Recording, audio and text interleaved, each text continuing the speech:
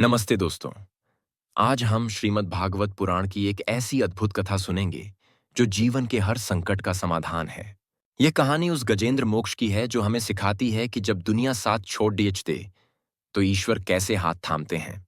आज की इस वीडियो में हम जानेंगे कि कैसे एक शक्तिशाली हाथी की पुकार पर भगवान विष्णु नंगे पैर दौड़ा पड़े थे। हम उस रहस्य को भी जानेंगे कि आखिर वह मगरमच्छ कौन था और उसे भगवान के हाथों मुक्ति क्यों मिली। इस कथा के हर शब्द में भक्ति का ऐसा रस है जो आपकी सारी चिंताओं को दूर कर देगा और मन को शांति देगा। कथा को विस्तार से शुरू करने से पहले मेरा आपसे एक छोटा सा विनम्र निवेदन है कि आप इस वीडियो को लाइक जरूर कर दें। आपका एक लाइक हमें ऐसे ही सनातन धर्म के अनमोल मोतियों को आप तक पहुंचाने के लिए प्रेरित करता है। बहुत प्राचीन काल की बात है, जब यह सृष्टि अपने आरंभिक दौर में थी और चारों तरफ दिव्यता बिखरी हुई थी।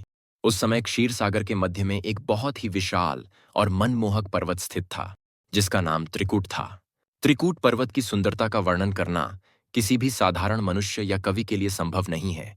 इस पर्वत की 3 मुख्य चोटियां थीं जो आकाश की ऊंचाइयों को छूती थीं और बादलों से बातें करती थीं। इनमें से पहली चोटी लोहे की, दूसरी चांदी की और तीसरी सोने की थी जो सूर्य की किरणों में जगमगाती थीं। इस पर्वत की घाटियों में अनेक प्रकार के रत्न और मणियां बिखरी पड़ी थीं जिनसे वहां हमेशा उजाला रहता था। वहां के झरनों से गिरने वाला पानी जब पत्थरों से टकराता था तो मृदंग जैसी मधुर ध्वनि उत्पन्न होती थी। पर्वत पर ऐसे कल्पवृक्ष लगे हुए थे जो मांगने पर मनचाही वस्तु प्रदान कर सकते थे और हमेशा फलों से लदे रहते थे। वहां की हवा में फूलों की ऐसी महक घुली रहती थी कि वहां जाने वाले का मन अपने आप शांत हो जाता था। देवता, गंधर्व, सिद्ध और चारण अपनी पत्नियों के साथ वहां विहार करने और आनंद लेने आते थे। पर्वत की गुफाओं में बड्ढे बड्ढे तपस्वी और ऋषि मुनि तपस्या में लीन रहते थे और परमात्मा का ध्यान करते थे। शेर, बाघ और हाथियों की दहाड़ से वहां की घाटियां गूंजती रहती थीं, लेकिन वहां का वातावरण बहुत पवित्र था। इस पर्वत के तराई वाले इलाके में एक बहुत ही घना और विशाल जंगल था जो वरुण देव का बगीचा माना जाता था। इस जंगल में रहने वाले जीव जंतु बहुत ही बलवान और दिव्य शक्तियों से संपन्न थे, क्योंकि यह कोई साधारण वन नहीं था। इसी जंगल में हाथियों का एक बहुत बड़ा झुंड रहता था जो पूरे जंगल में निडर होकर घूमता था। इस झुंड का सरदार गजेंद्र नाम का एक हाथी था जो ऐरावत के समान ही तेजस्वी और शक्तिशाली था। गजेंद्र का शरीर इतना विशाल और भारी था कि जब वह चलता था तो धरती डगमगा जाती थी। उसके चलने से आसपास के पेड़ कांपने लगते थे और छोटी मोटी झादियां तो अपने आप उखड़ दियाच जाती थीं। गजेंद्र के शरीर से मद की एक विशेष सुगंध आती थी जिसके कारण भंवरे हमेशा उसके चारों ओर गूंजते रहते थे। उसकी सफेद और लंबी सूंड बहुत ही सुंदर थी और उसके दांत चांदी की तरह सफेद और नुकीले थे। गजेंद्र को अपनी शक्ति पर, अपने परिवार पर और अपने विशाल साम्राज्य पर बहुत गहरा अभिमान था। वह सोचता था कि इस संसार में मुझे हराने वाला कोई नहीं है और मैं ही इस वन का एकच्छत्र राजा हूं। उसके साथ हजारों हथिनियां और उनके बच्चे चलते थे जो उसकी हर आज्ञा का पालन करने को तैयार रहते थे। जब गजेंद्र जंगल से गुजरता था तो बड्ढे बड्ढे हिंसक जानवर भी रास्ता छोड़ा कर छिप जाते थे। शेर और बाघ जैसे शिकारी जानवर भी गजेंद्र का सामना करने की हिम्मत नहीं जुटा पाते थे। गजेंद्र अपनी मस्ती में झूमता हुआ जंगल के बड्ढे बड्ढे पेड़ों को तिनके की तरह उखाड़ दाकर फेंक देता था। वह अपने परिवार की रक्षा के लिए हमेशा सतर्क रहता था और उन्हें बहुत स्नेह करता था। उसे लगता था कि उसका यह बल और यह परिवार हमेशा ऐसे ही बना रहेगा और उसे कभी दुख नहीं मिलेगा। यही वह भ्रम है जिसमें हम सभी जीव फंसे रहते हैं और सत्य को देख नहीं पाते हैं। एक बार की बात है कि त्रिकूट पर्वत पर बहुत तेज गर्मी पड़ीडीएच रही थी और सूर्यदेव आग बरसा रहे थे। जंगल की हवा भी आग की लपटों जैसी गर्म हो गई थी और सभी जीव पानी के लिए तड़प रहे थे। गजेंद्र और उसके साथियों को भी बहुत तेज प्यास लगी और उनका गला सूखने लगा। पानी की गंध को पहचानते हुए गजेंद्र अपने विशाल झुंड के साथ सरोवर की ओर चल पड़ा। उनके चलने से उड्डी डियाशने वाली धूल ने आकाश को ढक लिया और जंगल में हलचल मच गई। काफी दूर चलने के बाद वे एक बहुत ही सुंदर और विशाल सरोवर के पास पहुंचे।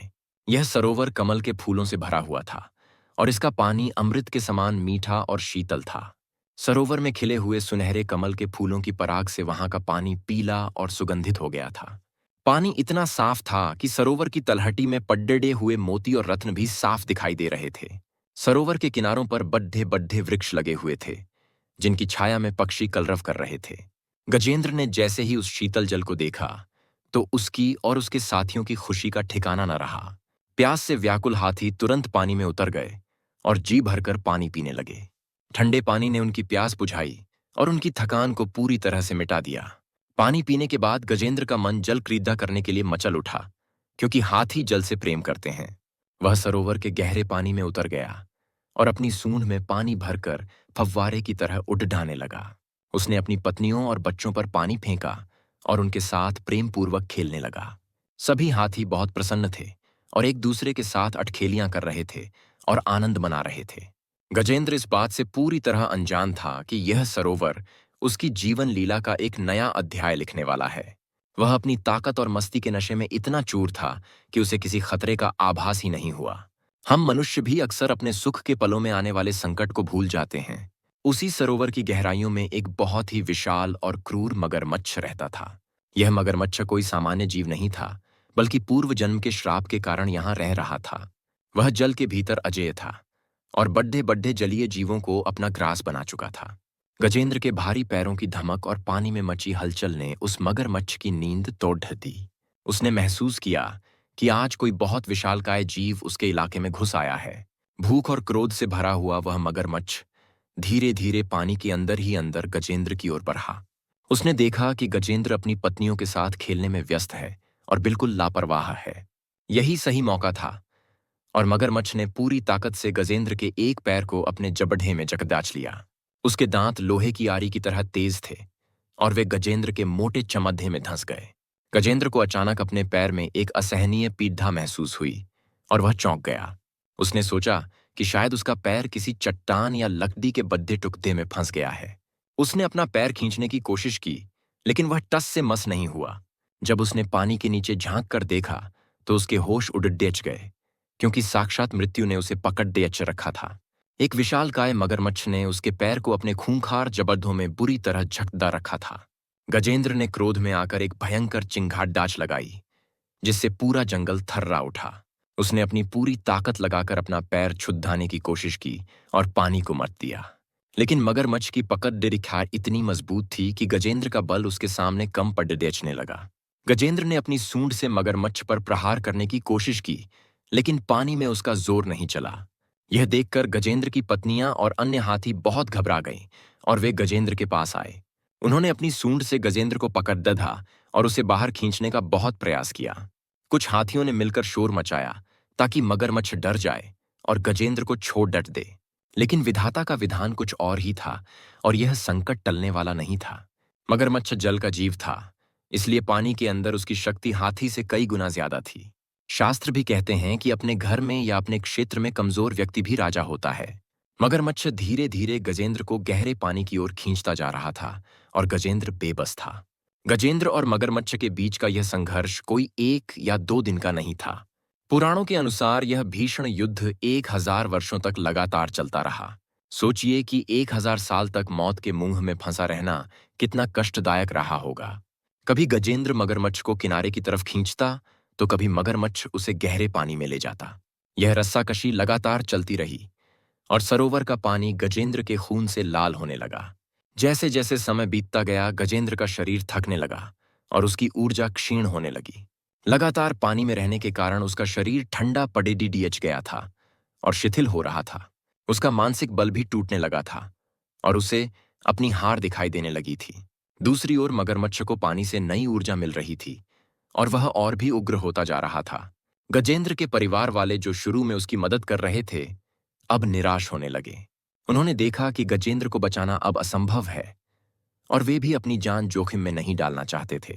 धीरे धीरे एक एक करके सभी हाथी और हथिनियां उसे छोड़ डसकर सरोवर से बाहर निकल आए।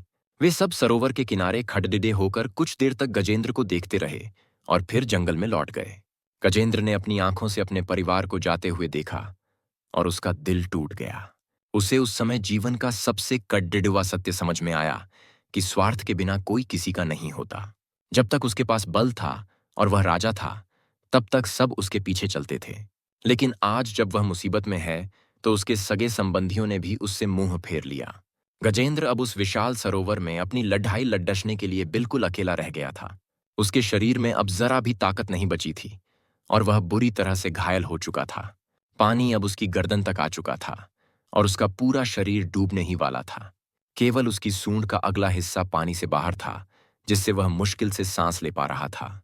उस घोर संकट के क्षण में गजेंद्र का अहंकार पूरी तरह से नष्ट हो गया। उसे समझ आ गया कि मेरा यह विशाल शरीर और मेरी यह अपार शक्ति सब व्यर्थ है। तभी उसके मन में पूर्व जन्म के पवित्र संस्कारों ने करवट ली और उसे ज्ञान का प्रकाश मिला। उसे स्मरण हुआ कि इस संसार का एक ही रक्षक है जो कभी किसी का साथ नहीं छोड़ता। गजेंद्र ने निश्चय किया कि अब मैं अपनी रक्षा का भार उस परमपिता परमात्मा को सौंपता हूं। जब जीव के पास कोई सहारा नहीं बचता, तभी वह सच्चे मन से ईश्वर की शरण में जाता है। गजेंद्र ने अपनी कांपती हुई सूंड से सरोवर में खिला हुआ एक कमल का फूल तोड़ा। उसने उस फूल को आकाश की ओर उठाया और अपनी दृष्टि ऊपर की ओर जमा दी। यद्यपि वह एक जानवर के शरीर में था, लेकिन उसकी आत्मा ने परमात्मा को पहचान लिया था। उसने किसी एक देवता का नाम नहीं लिया, बल्कि उस निर्गुण ब्रह्म को पुकारा जो सबका मूल है। उसने प्रार्थना की कि हे प्रभु, जो इस चराचर जगत के स्वामी हैं, मैं आपकी शरण में हूं। उसने कहा कि हे नाथ, मैं अपनी रक्षा करने में असमर्थ हूं और मृत्यु मुझे निगल रही है। आप ही शरणोगत वत्सल हैं और आप ही डूबते हुए को बचाने वाले हैं। गजेंद्र की स्तुति में शब्दों का चमत्कार नहीं था, बल्कि उसमें हृदय की सच्ची तड़प छिप थी। उसकी पुकार इतनी दर्दनाक और प्रभावशाली थी कि वह सीधे बैकुंठ लोक तक पहुंच गई। उस समय भगवान श्री हरि विष्णु शेषनाग की शैया पर विश्राम कर रहे थे। जैसे ही उन्होंने अपने भक्त की यह करुण पुकार सुनी, वे एक क्षण भी स्थिर नहीं रह सके। भगवान को अपने भक्त का दुख अपने दुख से भी ज्यादा बड्ढा लगता है। वे इतनी हड्डबद्धी में उठे कि उन्होंने अपनी खद्दाओं पहनने का भी समय नहीं लिया। उन्होंने अपने वाहन गरुड़ध्वज जी को भी नहीं बुलाया और न ही माता लक्ष्मी से कुछ कहा। वे नंगे पैर ही वायु से भी तेज गति से उस सरोवर की ओर दौड़ पड़े। भगवान की यह दशा देखकर बैकुंठ के सभी पार्षद और माता लक्ष्मी हैरान रह गए। उन्होंने कभी प्रभु को इतना व्याकुल और इतनी जल्दी में कहीं जाते हुए नहीं देखा था। गरुड़ जी ने जब देखा कि प्रभु पैदल ही जा रहे हैं, तो वे भी उनके पीछे पीछे उड़ रहे। भगवान विष्णु का मन केवल अपने भक्त गजेंद्र के पास था, जो अंतिम सांसें ले रहा था। इधर मगरमच्छ गजेंद्र को लगभग पूरा निगलने ही वाला था और गजेंद्र डूबने ही वाला था। उसकी आंखों के सामने अंधेरा छा रहा था और जीवन की डोर छूटने वाली थी। तभी वहां अचानक आकाश में एक अद्भुत और दिव्य प्रकाश फैल गया। गजेंद्र ने अपनी धुंधली आंखों से ऊपर देखा तो उसे गरुड़ध्वज पर सवार भगवान विष्णु दिखाई दिए। भगवान को अपने सामने साक्षात देखकर गजेंद्र के मृतप्राय शरीर में भी चेतना आ गई। उसने डूबते हुए भी अपनी सूंड को ऊपर उठाया और वह कमल का फूल भगवान को अर्पित किया। उसने गदगद कंठ से कहा कि हे नारायण, हे सर्वशक्तिमान, आपको मेरा कोटि कोटि प्रणाम है। भगवान विष्णु ने गजेंद्र की इस दयनीय दशा को देखा और उनका हृदय करुणा से भर गया। उन्होंने तुरंत अपने हाथ से सुदर्शन चक्र को आदेश दिया कि वह गजेंद्र के कष्टों का अंत करे। सुदर्शन चक्र करोधों सूर्यों की तरह चमकता हुआ बिजली की तेजी से नीचे आया। एक ही पल में सुदर्शन चक्र ने उस भयंकर मगरमच्छ का सिर उसके धड़ से अलग कर दिया। सरोवर का पानी रक्त रंजित हो गया और मगरमच्छ की पकड़ डैच ढीली पड़ डैच गई। गजेंद्र का पैर मगरमच्छ के जबड़ों से आजाद हो गया और उसे नया जीवन मिल गया। देवताओं ने आकाश से फूलों की वर्षा की और दुंदुभी बजाकर भगवान की जय जयकार की। भगवान विष्णु ने अपनी 4 भुजाओं से गजेंद्र को पकड़ डैचकर पानी से बाहर खींचा। जैसे एक पिता अपने गिरे हुए बच्चे को उठाता है, वैसे ही प्रभु ने गजेंद्र को उठाया। गजेंद्र ने बाहर आते ही भगवान के चरणों में अपना सिर रख दिया और अश्रु बहाने लगा। भगवान के स्पर्श मात्र से गजेंद्र का अज्ञान और उसका पशु शरीर दोनों नष्ट हो गए। उसे एक दिव्य चतुर्भुज रूप प्राप्त हुआ जो भगवान विष्णु के समान ही था। तभी वहां एक और चमत्कार हुआ जिसे देखकर सभी आश्चर्यचकित रह गए। जिस मगरमच्छ को भगवान ने मारा था, उसके शरीर से भी एक दिव्य पुरुष प्रकट हुआ। वह अत्यंत सुंदर था और उसके शरीर से गंधर्वों जैसी कांति निकल रही थी। वास्तव में वह पूर्व जन्म में हूहू नाम का एक श्रेष्ठ गंधर्व था जो गायन विद्या में निपुण था। एक बार वह देवल आर्षे के सरोवर में अपनी पत्नियों के साथ स्नान कर रहा था। मस्ती में आकर उसने पानी के अंदर से आर्षे के पैर खींच लिए थे जो सूर्य को अर्घ्य दे रहे थे। आर्षे ने क्रोधित होकर उसे श्राप दिया था कि तू मगरमच्छ की तरह व्यवहार कर रहा है, इसलिए जा, तू अगले जन्म में मगरमच्छ ही बनेगा और पानी में ही रहेगा। गंधर्व ने जब क्षमा मांगी तो आर्षे ने कहा कि भगवान विष्णु के हाथों ही तेरा उद्धार होगा। आज भगवान के सुदर्शन चक्र के स्पर्श से वह पाप मुक्त हो गया और अपने लोक को चला गया। अब बात करते हैं गजेंद्र की, जो पूर्व जन्म में इंद्रद्युम्न नाम का एक महान राजा था।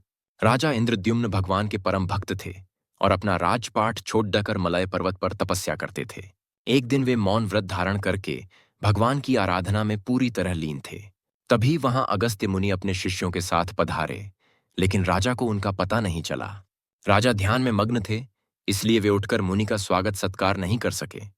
अगस्त्य मुनि को लगा कि राजा अपने अभिमान के कारण उनका अपमान कर रहे हैं और नाटक कर रहे हैं। इसलिए उन्होंने राजा को श्राप दे दिया कि तुम जड्डच बुद्धि हाथी की तरह व्यवहार कर रहे हो। तुम्हें ब्राह्मणों का आदर करना नहीं आता, इसलिए तुम अगले जन्म में हाथी की योनि में जाओगे। राजा ने आर्ष के श्राप को भी भगवान का प्रसाद मानकर सिर झुकाकर स्वीकार कर लिया। यही कारण था कि हाथी बनने के बाद भी गजेंद्र को संकट के समय भगवान की याद आई। राशि का श्राप अंततः राजा के लिए वरदान साबित हुआ, क्योंकि उन्हें साक्षात भगवान मिले।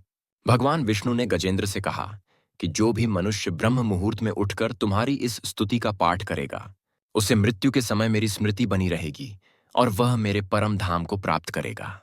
गजेंद्र मोक्ष की यह कथा हमें बताती है कि अभिमान ही हमारे पतन का मुख्य कारण है। जब तक गजेंद्र को अपनी ताकत पर भरोसा था, तब तक भगवान उसे केवल देख रहे थे। लेकिन जैसे ही उसने मैं और मेरा छोड़ा और पूर्ण समर्पण किया, भगवान तुरंत आ गए। आज के कलयुग में हम सब भी माया रूपी सरोवर में फंसे हुए गजेंद्र ही हैं। काम, क्रोध, लोभ और मोह रूपी मगरमच्छ ने हमें बुरी तरह चकटदाट रखा है। हम सोचते हैं कि हम अपने धन और बुद्धि से इस संसार सागर को पार कर लेंगे। हम अपने रिश्तों और संपर्कों पर घमंड करते हैं, लेकिन अंत समय में कोई साथ नहीं देता। यह कहानी हमें चेतावनी देती है कि मृत्यु रूपी काल कभी भी और कहीं भी आ सकता है। जैसे गजेंद्र पानी पीने गया था और मौत ने उसे पकड़ डीडीएच लिया, वैसे ही हमारे साथ भी हो सकता है। इसलिए हमें हर पल उस परम पिता परमात्मा को याद रखना चाहिए, जो असली रक्षक हैं। प्रार्थना में बहुत बड़ी शक्ति होती है, बशर्ते वह सच्चे दिल से और पूर्ण विश्वास से की जाए। भगवान को हमारी संस्कृत या श्लोक नहीं चाहिए, उन्हें तो केवल हमारा प्रेम चाहिए। अगर एक जानवर की पुकार सुनकर भगवान दौड़ डाट सकते हैं, तो हम तो फिर भी मनुष्य हैं। गजेंद्र ने धैर्य की एक मिसाल कायम की कि उसने 1000 साल तक हार नहीं मानी। हमें भी जीवन की मुश्किलों से घबराना नहीं चाहिए और ईश्वर पर भरोसा रखना चाहिए। जो लोग दूसरों का अपमान करते हैं या संतों का निरादर करते हैं, उन्हें भी इस कथा से सीखना चाहिए। हमारे कर्मों का फल हमें भोगना ही पड़ता है, चाहे हम राजा हों या रंक। लेकिन भक्ति एक ऐसा मार्ग है जो कर्मों के बंधन को काटकर हमें मुक्त कर सकता है। गजेंद्र मोक्ष का पाठ करने से बुरे स्वप्न और शत्रुओं का भय समाप्त हो जाता है। जो व्यक्ति हर रोज इस कथा का स्मरण करता है, उसे जीवन में कभी भी संकट नहीं घेरते। तो दोस्तों, आज हमने जाना कि कैसे भक्ति के बल पर एक पशु भी भगवान को पा सकता है। मैं उम्मीद करता हूं कि आज की यह पावन कथा आपके हृदय को गहराई तक छू गई होगी। हमने सीखा कि जीवन में जब सारे दरवाजे बंद हो जाएं, तो हरि का द्वार हमेशा खुला रहता है। ईश्वर की शरण में जाने के बाद डरने का कोई कारण नहीं रहता, क्योंकि वे सर्वसमर्थ हैं। आप अपने जीवन की सभी डोर उस मुरली मनोहर के हाथों में सौंप दें और निश्चिंत हो जाएं। वे आपके जीवन की नया को निश्चित रूप से पार लगाएंगे, यह मेरा विश्वास है। जाते जाते आपसे एक बार फिर अनुरोध है कि इस वीडियो को लाइक जरूर कर दें, ताकि यह ज्ञान आगे बढ़ सके। प्रभु श्री हरि विष्णु और माता लक्ष्मी का आशीर्वाद आप और आपके परिवार पर सदा बना रहे। ओम नमो भगवते वासुदेवाय नमः। जय श्री कृष्ण, जय श्री हरि।